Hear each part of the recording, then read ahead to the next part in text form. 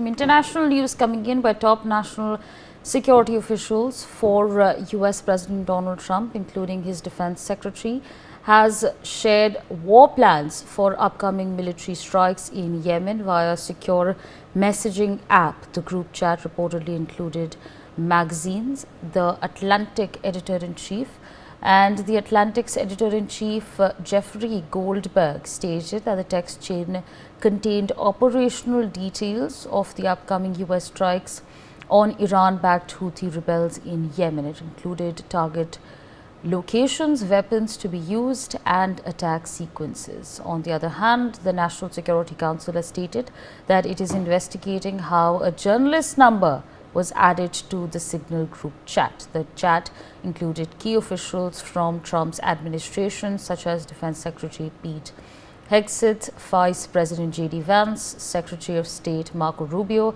and Director of National Intelligence Tulsi Gabbard.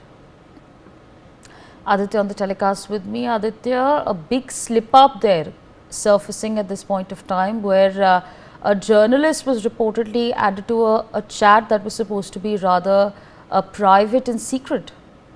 Well, absolutely, Asavri. It is indeed a very big official leak. This sensitive information, cannot be shared with the journalist or in any media outlet, and that has caused a huge hue and cry among the US government that how come such sensitive situation regarding the attack on Yemen was shared with one of the journalists. Now, so far, it needs to be seen how this entire situation unfolds, because it is indeed a matter of great national security for the United States of America. United States of America is already embroiled in a conflict with the Houthis, in Yemen. It is at this moment a very serious situation.